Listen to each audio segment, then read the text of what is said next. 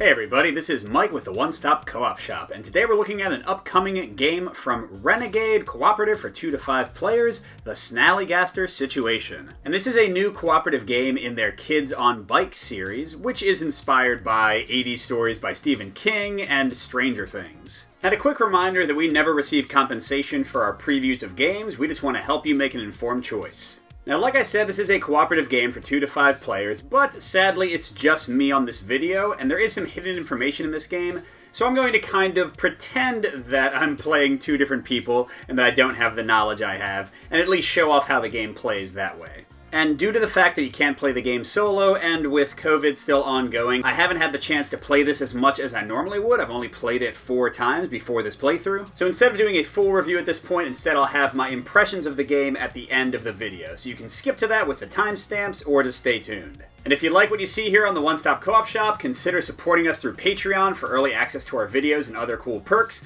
listen to our podcast every week, and check out our second YouTube channel for streaming content. So first, let's give an overview of the game and its main components. The main gameplay takes place on this big board of your town, and you have these 2 fancy miniatures moving around in predetermined paths along these road spaces. They're both feds who try to catch your kids and give them a hard time. We've also got a standee for the monster we're facing in this scenario. There are 4 monsters, each with their own unique scenario and components in the game, but this one, looking kind of like a nightmare from Magic the Gathering, is the Jersey Devil.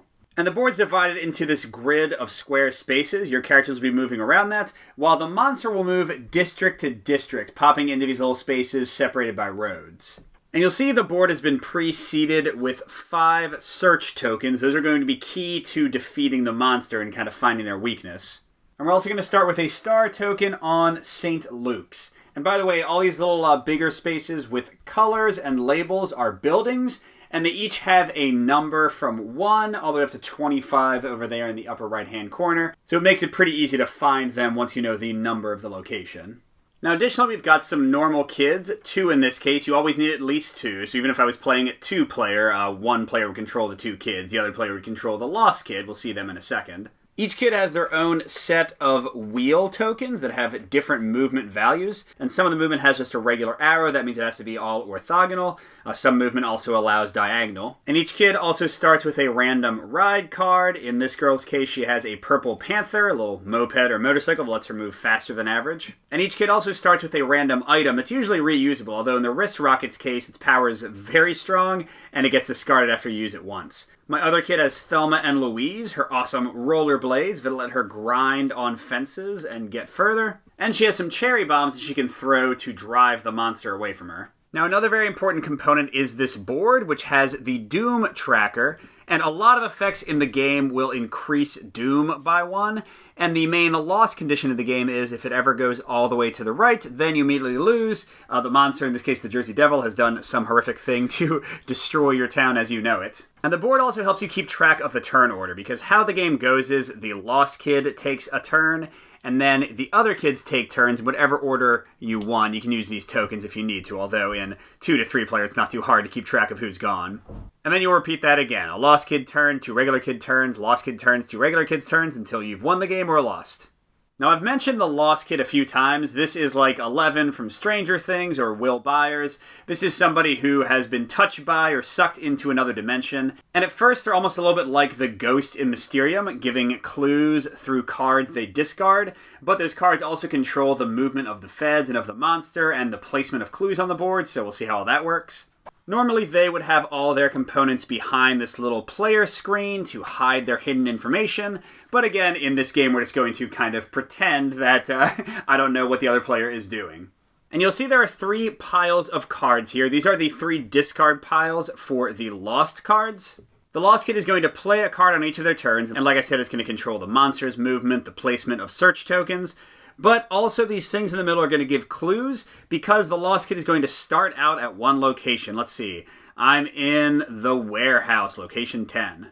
We'll leave that right there to remind me. If I go and look at the warehouse where I'm currently trapped, it's in the bottom right corner of the board. You'll see there's these little icons that I can refer to with clues, like say, hey, I'm near a storm drain, or hey, I'm near a doghouse. There are clue cards that will refer to streets, like Singer Avenue and Renegade Court would give a clue. I can also refer to these little like sections of the map, like the Burbs would definitely tell them where I'm close to. And one of the goals in every scenario is for the normal kids to find me, at which point the lost kid starts taking a normal turn themselves.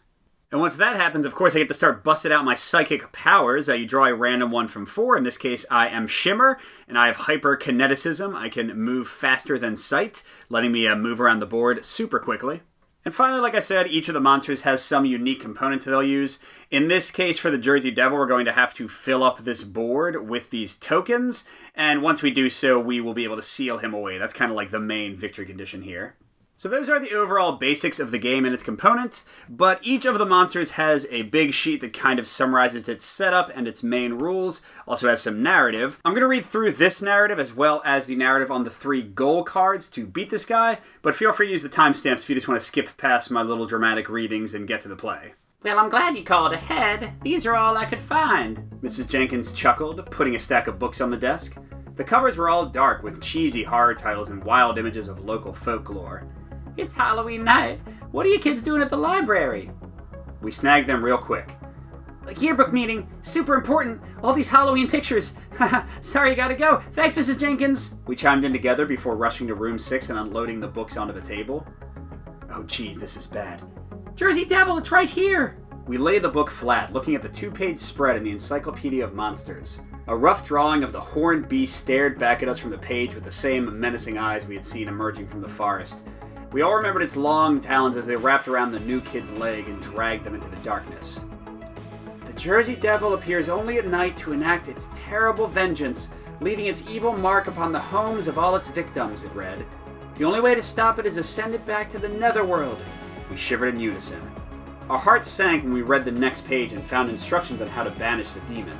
A special seal made from all kinds of exotic materials, a priest trained in exorcism, a ring of salt. Where would we find all those things? We would have to improvise. A sudden, loud, unnatural wail echoed through the empty halls of the Celia P. Dempsey Memorial Library and throughout Lakeview Junior-Senior High. We scrambled to add the pile of books to our backpacks before rushing out the main door. Time was running out. We needed to save our friend and seal away the Jersey Devil before the entire town of Lakeview was doomed forever. Alright, so we'll get to the rules specifics in a second, but let's do some more reading of our 3 goals. The Jersey Devil is terrorizing the town of Lakeview on the worst night of the year. If it's successful in spreading its curse, the whole place will be pulled into the netherworld. We need to find the lost kid and figure out a way to stop this beast. If this library book is correct, the only way we can return the Jersey Devil to the netherworld is by recreating the ancient cosmic seal that summoned it. That seems real heavy, and we're going to need a lot of equipment to do it. We need to search the town. But how do we slow down an unstoppable monster from hell? The book says that the Jersey Devil is a demon. Maybe Pastor Mike knows something about stopping demons. That new kid disappeared and suddenly all this craziness went down. They may be our only chance to stop this evil menace. We have to find them. Okay, with all that fun out of the way, let's go over some of the basics of the Jersey Devil. So probably the most important thing are the Jersey Devil curses. Whenever the monster moves, they're going to attack the district they move into, which again is them like hopping over roads and going into the center of areas. Now for most monsters it doesn't matter unless one of the kids is in the space where they attack, but for the Jersey Devil they're going to curse the buildings in that place, and every time they curse a building they also increase doom by 1. So they're going to go around messing up the town, they're going to stop us from putting search tokens on cursed buildings, we need to stop them before they curse too much. And if the lost kid's location gets cursed, we lose immediately. Now in terms of the goals, the big one is making the seal. As we search locations around the board, we're going to get these tokens we can place on this board. And we can't have the same type of token in any column or row. But if we fill this entire board, that will complete that goal. And also each column and each full row of 3 spaces is going to have an item next to it, which means if we complete that column or row, we also gain the items. We get a little bit of a strong bonus as we go. Goal 2, talking to the pastor, is super simple. We just have to get to this building, St. Luke's, and spend an action searching it. And finally, goal 3 is finding the lost kid. I already said that I'm in the warehouse, but the other me doesn't know that, so I'm going to have to find out where I am and search there to bring the lost kid into play. If I do all 3 of those, I immediately win the game. So to start out each round, we always begin with a lost kid turn, and they have 4 of these lost cards in their hand at all times. And until they're found, their entire turn consists of just playing 1 card. It's going to move either the monster or the feds, or sometimes both. The lost kid will get to discard the card onto one of the 3 discard piles, potentially giving a clue as to where they might be. And they'll also spawn a new clue token on the indicated location. Additionally, if they've been found, they then get to move and take a regular turn using the move value here, which will make more sense once we see a regular kids play. Now, first of all, looking at the clues, Lakeside is the opposite direction I am. Francis Street and Oak Street aren't really close to me. And this one means I could take a Doom, bringing us closer to losing to get rid of all the cards in my hand. That one I might consider to get better clues. So yeah, actually for now, let's go ahead and play this one, because it also doesn't move the monster. And to talk about monster movement for a second, the Jersey Devil's up here in the upper right-hand corner. If he moves south, then you have to move him across a road to the south. He can go to either of these locations. West would take him over here. He doesn't really exist in a space. He just jumps over roads into districts. But a key thing is, with a card like this one, for example, if he can't move the indicated direction, like he couldn't go east or north from where he is, you have to increase Doom instead. And don't forget, specifically with the Jersey Devil, whenever he moves, he'll also attack. And if he can, he'll curse a building in the district he's moved into, which will also increase Doom. So not moving him at all, just moving the Feds seems like a good move. So how do the Feds move? We've got the blue van here, and you'll see there are little blue arrows showing the path that this van takes. They will always go in a continuous circle, and whenever they get back to their original spot, they have a little symbol there. You're also going to increase Doom by 1. And they move by intersection, so they go all the way to the next intersection, all the way to the next one. Those were the 2 moves for that guy. And the red one down here is also taking 2 moves. There he goes. And regardless of whether the Lost Kid plays a card that would move the Feds or not, the Feds move 1 more intersection every turn. Now I'll also spawn a clue on the abandoned house, which interestingly enough is right next to me. And like I said, I can use this ability, take 1 Doom, to discard my entire hand. And since not a single one of these clues will help the other kids find me, I'm going to do that. And whenever I play a card, I get to put it in either of the 3 discard piles. In this case, funnily enough, literally none of these give any information that will actually help the kids find me. So it doesn't matter which one I cover up. I just don't want them to really pay attention to any of these, so I'm going to try to cover them as quickly as I can. Because again, the little images here are supposed to be the clues that will lead the kids to finding me and completing that goal. Now, normally at the end of the Lost Kids' turn, they would draw 1 card, but since I discarded my entire hand, I'm going to draw 4 new ones. This one lets me move a kid 2 spaces of my choice. No clue on that one at all. Flowers, none close to me. And Town Center, not near me either. But at least I did get some cards that only move the monster once. Not so bad.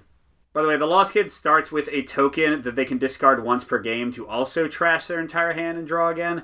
I might have to do that again if I don't get anything that's actually going to show the kids where I am. With the Lost Kid's turn being done, now each of the other kids will take a turn in whatever order we like. And turns for the regular kids are super simple. Whichever kid is going flips 1 of their wheel tokens over, and that indicates the maximum distance they can move. So let's say we had our blue girl move first. She could flip her 3 to move up to 3 spaces. And they do have standees for each of the kids, but I'm just going to use the tokens to make it easier to see from a top-down perspective. And the text said the kids begin their first turn in Lakeview School. Now, basic movement is very simple. Like, let's say I play this 3 token I mentioned. I can move up to 3 squares orthogonally. If my final square of movement is on a road, I get 1 additional square for free. And the only thing that blocks movement are fences. I can't move through a side of a square with a fence. I would have to go around it, although there are some special abilities to get around that. And you can move through the Feds, although you can't end your move on their square or any of the squares they kind of overlap, the 8 around them. You can also move into the district with the monster without any negative effect. Although if a monster moves into your district, you get attacked, which means you bounce back to the nearest tree house. There are 4 of them scattered around the board, and you lose 1 Doom. And similarly, if the Feds not only move onto a space adjacent to you, but even if they drive by a space you're in, like if this guy moved from here to here and passed by her, then you have to run away from them. You go to a tree house, gain 1 Doom, same as with the monster. Now, after a kid moves, they can potentially take an action. If they're in either space of a building with a search token, they can search there. That's how you get the little tokens to try to complete the game. If they're on one of the tree houses, they can take kind of a rest action, which gets all of their movement tokens back. Otherwise, they have to wait until all 4 of them are flipped, and then they get them all back. And additionally, item cards are used by flipping them face down, and if you rest at a tree house, you get to flip all your items face up again. And a final nice thing about a treehouse is that it's a safe zone, so the monster can't attack you if you're in one, the Feds won't try to arrest you, you are safe. So with the basics being said, let's see, I want to get 1 kid up towards the church, maybe another one down toward the abandoned house, or to the west where a bunch of these clues are. And with the blue player having the Thelma and Louise rollerblades, would say when you're in a space next to a fence, you may spend 1 movement point to move to any space next to that fence. She should be able to get to the church faster than anybody. Although I guess I don't want her to explore the church yet, because then the red FBI would drive right by her. But I'll still have her head up that way. I'll use the 4 movement token. So she starts at the school, she can go 1, 2, 3, and for a 4th movement, she'll grind along the fence to here. Last movement on a road, so she'll be ready to run into the church next turn after the Fed has passed by. As for my other student, let's have her go down to the abandoned house and search there first. And she'll need either her 5 or her 4. This is her special movement from her ride, her motorbike, which can be diagonal, which is great. We'll use the 5 for now. So you can go 1, 2, 3, 4, 5, get there. She removes the token to say she's searching. And when you search, you flip the top card of the search deck. And it'll have a bit of flavor text for you. Friendly Granddad. What's that? Have I got a what? I don't know what in the heck you're talking about, but come on in and let's see if we can get you set. Have I ever told you about the war? And these will give you a choice. In this case, it is great. They give us either of these little item tokens that'll help us create the seal for the monster. Right now, it doesn't matter which one we get, so I'll just take the tape deck. Now, in each scenario, you use these tokens differently, and they can always be held onto and used for 3 free movement on your turn. But in this one, you're trying to fill out these 8 spaces. And let's see, I like the grappling hook and the Halloween disguise best of the items that have come up, so I'll put it right here. But when you game these, you do have to flip them over. And they'll have an effect on the back, some positive, some negative, like moving the monster or the feds. In this case, it's positive. I get to put a search token on any orange space building on the board. And let's go ahead and give her something else to do. Let's put the token on the Martinez's right over here. And with that, you've seen most of the basic mechanics in the game, so we can kind of pick up the pace a bit. We go to a Lost Kid turn again. And now, just to show you a special card, this one says move towards the closest kid. You don't count kids on tree houses, but in this case, he would move down here, and he would attack her. You can't curse the church, so that'd be good for us, but she would bounce off and lose us a doom. So instead, I'm going to send him west, which means he pops over here, and I do have to curse one of these places. Let's say the Rib Rocks, and that brings Doom up another step. But that's it for his movement, and the police station gets a clue. And we have to cover up one of these, but this town center clue is not going to help at all, so whatever, for now we'll just cover up one of the other ones that's useless. And I'll draw a new card. Monster will attack where they are and then move east. That would curse a bunch more. Oh, but wait, Renegade? Renegade Court is right next to where I am, so I guess I might want to just suck up and play this card. And actually, the St. Luke's clue would be useful. Don't forget, both feds always advance. Alright, let's have blue move just their 3 into St. Luke's, and we'll take a search action to resolve that goal. When we arrive, Pastor Mike is kneeling in front of the crucifix behind the pulpit of the church. I'm about to ask a question when he suddenly stands up and turns, his vestments falling to the floor, revealing a dark black military outfit with dual bandoliers crisscrossing his chest and 2 silver daggers hanging from his belt. I knew this night would come, he says, suddenly brandishing a shotgun from behind his back. A golden cross dangles from his neck, glinting in the candlelight. So some goals will actually change the game state in some way. This one says place a star token on each church, and we find the Hyper Hydrator cards and place them nearby. Whenever a player takes a search action at a treehouse, they may take a Hyper Hydrator as a free action. Whenever a player moves through a church during the turn, they may flip their Hyper Hydrator to the Holy Hyper Hydrator side. So here's a Hyper Hydrator. It doesn't do anything on its own. But when you get the water inside Blessed by moving through a church, on your turn, if you're in the same district as the monster, flip this card. The monster is stunned and moves back to the spot where it started, that district up there. So using these and blessing them and shooting the monster with them is a good way to buy yourself more time, because stunning means you lay the monster down, and the next time they would move, they instead just stand up, so it kind of cancels an entire move of theirs.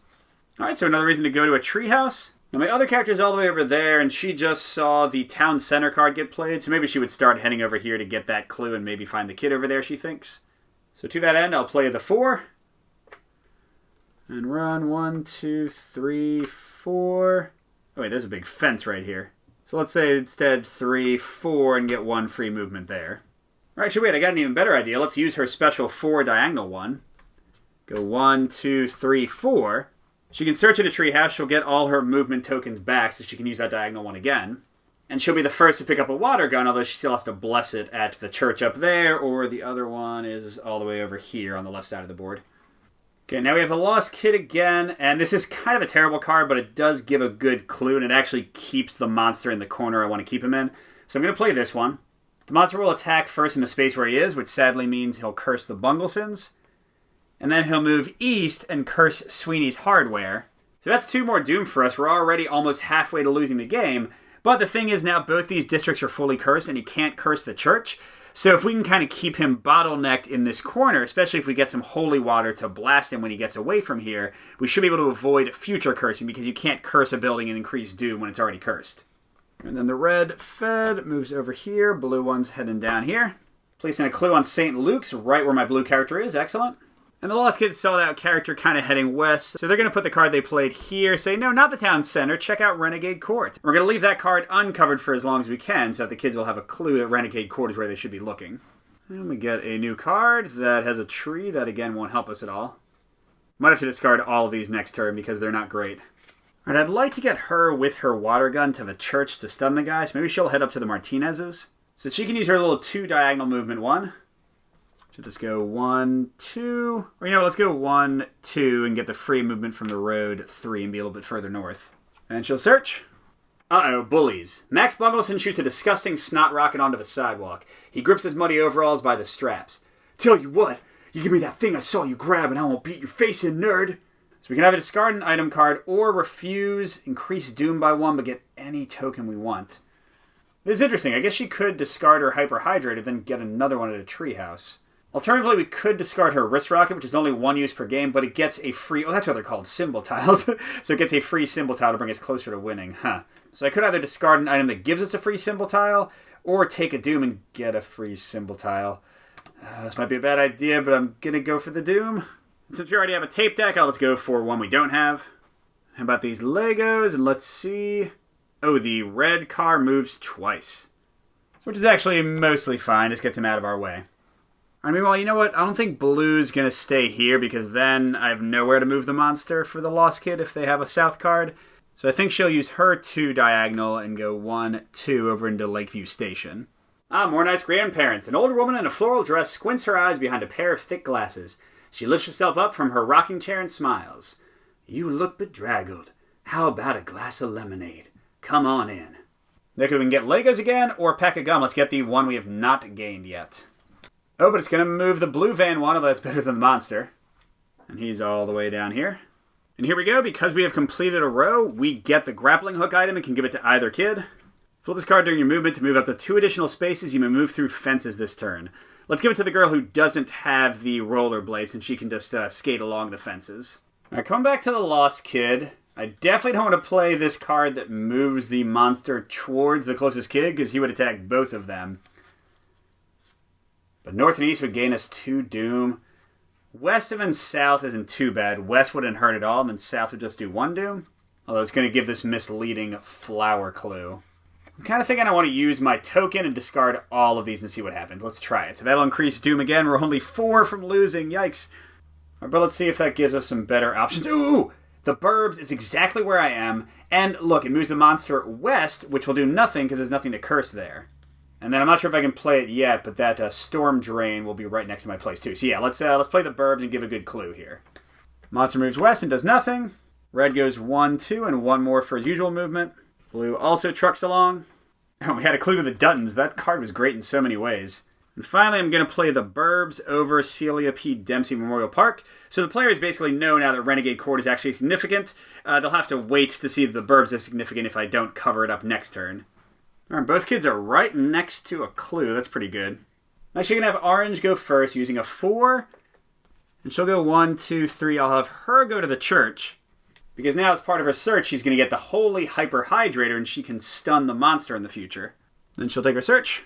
Epic Quest. I hide behind the fence as Jack Higginbottom walks by with his uncle at his side. My sister is totally going to kill me. I lost her favorite mixtape when I was skating by the lake. I'm so dead. Okay, so we'll have a cassette tape on the lakeside space that's pretty far away from us, but we get it for free if we just move over it. See, it's right down here in Fedland, but maybe we'll get down there at some point. Right, meanwhile, the blue player has only a 5 left, and then she flips all her movement tokens back over. So 1, 2, 3, 4, 5. Get a little bit further along. That makes sense to me. Oh, and she can just slide all the way along the fence in a second and get over to these other clues. Great. Doomed Quest. Jenny Bungleson clutches a stuffed owl to her chest and looks at me with wild eyes. The trees have eyes in Lakeview. They whisper softly about treasures in their boughs and branches. Look to the trees for what you seek. Oh, when any player moves to a space with a tree icon as a free action, both move the van twice and get any token. Yes. So we can just leave these kind of cards face up near the board to remind us. She's got a tree right next to her, so she can use her rollerblades to just, like, skate over there. Excellent. But first, the Lost Kid has to go again. Oh, this is perfect. Look, it's East for the monster, and then move the red car twice. I don't love moving the red car farther, but East will just take him back to where he's already cursed. So we'll do that. Red car goes 1, 2, 3. That does increase Doom. We're 3 from a loss. And the blue card just moves 1. And actually, this card is perfect again, because the doghouse is right next to where I'm hidden. So I'll cover up this card, and now the players know that I'm probably near Renegade Court, I'm probably near the Burbs, and I might be near a doghouse. And Renegade Court is here, the Burbs are here, and a doghouse is here, so I would probably think if I was a kid that I was in the warehouse. Now, if you do a search incorrectly, it increases Doom by 1. But yeah, you can judge if I'm being too nice to myself by saying that maybe the characters would know to go there. Let's see what happens if we do. So Blue's going to use her 2 diagonal to go 1, 2, 3 with the free road movement. And she's going to search, and oh my gosh, I know you all are shocked. She found me, y'all. She found me. So I get to put my token in the building. And I can read the goal. We found the Lost Kid. They were trapped within another dimension. We were able to shatter the spell and allow them to return to our world. But our union is short-lived, as we realize we need to get them to the Jersey Devils hideout and start the final showdown. So I place them in the building. Okay, now I have my ability. Now for future Lost Kid turns, after I do all the card stuff, I get to use the movement value on the card to actually take a turn. I can search, I can, get a water gun, all that stuff. So that means all we got to do is fill in these 5 spots, and we win. This is, by the way, by far the quickest scenario, as you might guess. But, I'm kind of thinking I might have Orange run up there and water gun that guy.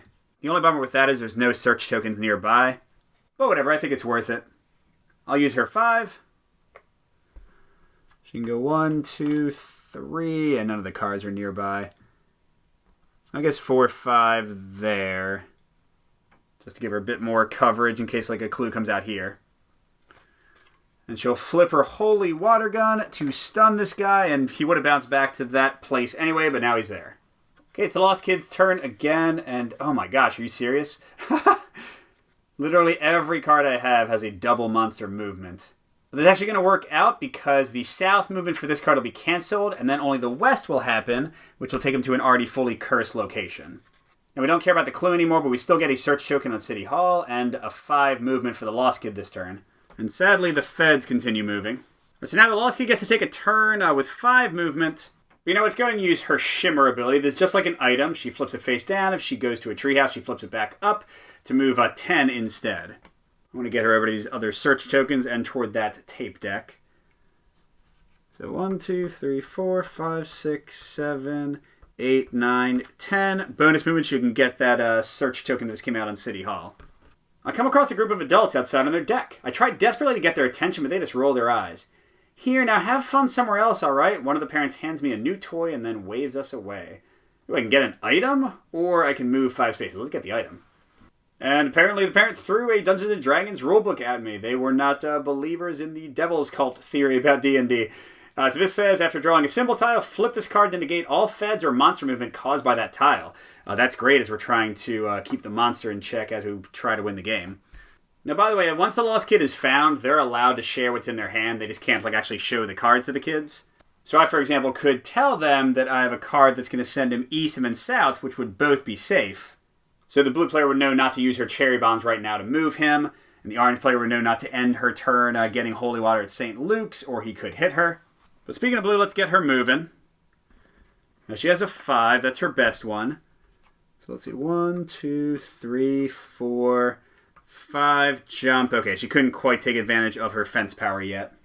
Meanwhile, I think Orange is going to be on water duty for a minute. She'll use her 4 diagonal. Go 1, 2, 3. Bless. 4. Jump. I guess she'll jump up to here. She'll be mostly away from the red car. And if the guy moves east and south, she'll be ready to blast him again. You know what? I totally forgot about the tree thing. I could have gotten that tree down there. There's also a tree up there. I'll try to get the item from the tree soon. All right, let's go and enact our plan. Move the monster east and south, and we'll get 6 movement and a clue with the Duchess. So boom and boom. Remember, you can't curse the church. Let's see. The blue feds are getting close to their origin point. That'll put us only 2 doom away from losing. Okay, but now the Lost Kid can move 6. Ooh, there's a tree right there. So blue can probably get to that and then get to the Higginbottoms. So let's see, I can go 1, 2, 3, 4, 5, 6. Ah, that fence is annoying. Actually, you know what? I think she can Thelma and Louise her way over there better than the Lost Kids. So let's have her go 1, 2, 3, 4. Get the item there. 5, 6. Search at the Higginbottoms. So this forces the blue van to move twice, which will add us a doom. It got back to its home. And we get any token type we want. So let's make it the one we have none of, lunchboxes. And the blue van would move twice, but let's go ahead and use our Dungeons & Dragons rulebook to cancel that. And yeah, I guess I'll go like that. Then don't forget our actual action for the turn is searching down here. Billy Kimball takes off his ball cap to think for a moment. Well, I know Butch keeps a stash out near his house, but I'm not responsible for what he does to y'all if you don't replace it. Okay, add 1 bubble gum to the space with the sign below. The Boonies, isn't that where this came from? Oh, no, that was the Burbs. Where is the Boonies? Oh, the Boonies is, right by right by Orange. Awesome. Okay, so we can pick that up as a free action. Excellent. Yeah, to show you how close we're talking, it's right there, and then she can just go shoot the monster. Awesome. So yeah, we'll definitely have her go first using her 4. She'll go 1, 2, pick it up. Oh, good, no monster movement. A search token in a blue building for free. And then 3, 4. Oh, wait, the Fed's going to get her. So, you know what, never mind. She'll use her 4 diagonal one. She'll go 1, 2, 3, 4. That way the Fed should not get her if he only moves 1. She's in his district, so she'll use her water gun, stun, and move him up there. And she'll put the bubblegum here, which will get us the basket ram. This will let someone stun the monster by moving into their space. I guess she doesn't need it since she already has a water gun. But this would let her stun him on consecutive turns without needing to worry about the chart, so sure, she can take it. Meanwhile, let's do our plan with blue. She can use her 4 movement. That's the highest she's got. For 1 move, she'll grind to there. For a 2nd move, she'll grind all the way to here. 3rd move, let's see, 4th move and then get the tape deck, or 4th move up to the McGills. I guess you can get the tape deck whenever, so let's do the search. Adults, it's late. You kids should run on home. I try to explain the dire situation in graphic detail. Mrs. Merrill only cackles to herself. That's silly. There are no monsters in Lakeview, she says with an unsettling grin. Okay. Oh, no. So the monster's going to move 1 towards the closest kid, then we get any token we want. Well, thank God we stunned the guy, because otherwise he would have just come down and knocked me out for another doom. All right, which token do we want? We've got a cassette tape right next to us, which can only go here, because you can't have the same type in column or row, and we got a cassette here. So if there will be a cassette here and a lunchbox, we would need a gum or toy here, and then a toy or a lunchbox here. So let's go for the toy. Oh, good. No monster movement, just the blue van twice, which will have it going over here. Oh, and if we can manage the monster for 1 more turn, we should win, because she can get the cassette tape no matter what. And then don't forget, we've been hanging on to the wrist rock, which just gives us a symbol tile of our choice. Yes! So the question becomes, what can we do with the monster? Oh, actually, just 1 doom increase would leave us 1 from death. But that would be okay, because blue wouldn't arrest us, and neither would red. Yeah, we couldn't move him north. We could do that. That would just be 1 doom. That would be 1 doom. All right, so basically all of these are 1 doom, so might as well do this. So doom advances as close as it could go. Red almost arrests orange. Blue goes down here. Now don't forget, getting these tokens could have people move and attack us, so let's get people to safety first. The Lost Girl would only be hurt by blue moving too far, so she'll just use her 6 movement to get to a treehouse, I guess. And then I want to get orange to safety as well. Oh no, I can use her 5 movement, and let's give her 2 more with the grappling hook, so 7. She can go 1, 2, 3, 4. She can move over fences while she has the grappling hook. 5, 6, 7. She'll get to the treehouse. And because she moved into where the monster is, she'll go ahead and basket ram him and stun him. Basically used all my tools there. And then finally she'll use the wrist rocket to get a symbol tile of our choice, which will be a lunchbox that can fill that spot. Okay, it makes red move 1, which is fine. She's safe. And finally, blue taking care of the last thing. She's going to get that cassette tape. Red moves again. Boom. And we have completed our goal. Let's read it. All right, as soon as the seal is completed, a flash of wild blue lightning suddenly strikes it. We watch as the seal embeds itself into the earth with a swirling array of sparks like a firecracker. The odd symbol glows for a moment before leaving behind a scorched outline on the floor. For a moment, the symbols and clues all make sense. It was the Lost Kid guiding us all this time. Now we know they were trapped in a building somewhere in town. Did we already know that? Did they think we would solve this before the easier finding the Lost Kid one? Well, anyway, we remove the seal board from the game. Then because all 3 other goals are completed, we flip the final card.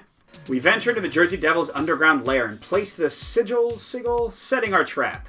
When the creature returns, the Lost Kid's eyes flare with otherworldly energy, and the devil is locked in place above the sigil. Using the holy hyper-hydrators, we create a circle of holy water that cannot escape. The monster bellows, its final screams heard across town as they echo throughout the sewers. A blue flame engulfs its wings and then its entire body as it is pulled into the sigil. With a crackle of electricity, the hideous monster disappears into the metal floor, its long claws and hooved feet flailing wildly. Then with a flash it is gone, leaving behind only a smoldering pile of ash. The menace has finally been defeated. We win for now. So there you go, we barely made it. One doom left. If blue had gotten back to its base, if red had, if they had arrested a kid, if the monster had moved to the wrong spot, we would have lost. And keep in mind that, of course, I was playing all the parts here, so maybe they wouldn't have found the lost kid. Maybe they would have searched one wrong building, and that would have been enough doom for us to lose. So every time I play this game, it's definitely down to the razor's edge. And that's a good place to transition into my thoughts on the game. Again, I've only been able to play it 5 times, including this sort of play, and only with my wife, only 2-player, just because of the limits of the pandemic. So I won't call this a full review, just some impressions and thoughts. First of all, I think the board movement is fun. It can be like a little puzzle of where to get around, especially when you get some of the fun movement powers like you saw. And I like how the feds progress around the board and just give you something to avoid and also like another threat besides the monster. Now, one thing I don't love about the board are the little signs like Town Center here and Lakeside here and Celia P. Dempsey Memorial Park, because unlike the buildings, they don't have numbers to help you find them.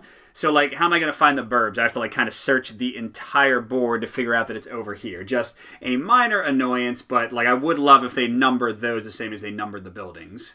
Also, my wife wanted me to mention this. While they have nice little standees for each of the kids, the Lost Kid only has a token once they're found. Can we get 4 extra standees for the Lost Kid? I don't know if that's possible, but she would certainly appreciate it. Now, speaking of the Lost Kid, that's something else I really enjoy about the game, the tough choice of which cards to play. Because you often have to really be careful what card you play for the top effect, or it could lose the game for the players, but you might be leading them down false turns and giving them false clues with the middle stuff. You also want to put the search tokens near them, so I think the play of these cards is really fascinating, at least until you find the Lost Kid, and then they become a little bit less interesting. And even for the other players, trying to figure out, like, oh, do they play that card because it did nothing for the monster? Or do they play that card as an actual clue, as they kind of, like, triangulate where the kid might be located? That whole kind of phase of the game is a lot of fun. And some of the monsters are even hidden, and the players don't know where they are on the board, which ratchets up the tension both for the Lost Kid and for the other players even more. Now, speaking of the other kids, the play for them is clearly quite a bit lighter than for the Lost Kid. I do like the little movement tokens. I think that's fun, just having to flip them. Their turns move incredibly quickly. The combo of the rides and the items and the possibility to get more is definitely fun. And I think this makes the game especially good as a casual weight or kind of family game, because you can have your kids or your non-gamer friends play the normal kids, and the owner of the game can tackle the more rules-heavy Lost Kid role. But that does bring up another one of my potential concerns for the game, which is playing it at 4 or 5 players. This is the side of the board you use for that. And the Lost Kid takes a turn, and then 2 of the kids take a turn. This would be in a 5-player game. The Lost Kid takes another turn, and the other 2 kids take a turn. And I do think with how quick your turns can be, that especially at 5 players, you might have a lot of downtime, especially while the Lost Kid is kind of doing the more interesting stuff on their turn. Even 4 players, that could be a problem, whereas I think with 2 or 3 players, this game should be very fast every time and should always shine. 4 or 5, I haven't tried it, but I suspect it might be a little bit slower. One more thing to note are the 4 different monsters, and they do play pretty differently. They each have their own narrative, they each have their own setup stuff, different components they use in new ways. It's not like revolutionary, like you're playing an entirely different game, like you're still going to locations and searching them, but within those mechanics they definitely have some fun things that change the game up, especially when you use the 2 hidden monsters versus the 2 visible monsters. And finally, personally, I find the narrative on the search cards and on the like little goal cards to be a nice like kind of mix of tongue-in-cheek earnestness and silliness. I found it humorous most of the time, although some people might feel like maybe they're trying a little too hard. And you can totally ignore them if you don't like the narrative and just want to play the game. But as a fan of Stranger Things and It and Stephen King's work, I think it was pretty cool and just adds a little bit more fun and theme to the game. So there you go, that was the Snallygaster Situation. It should be available for pre-order from Renegade Games really soon. Hope you enjoyed the play, good gaming, and I'll see you at the next stop.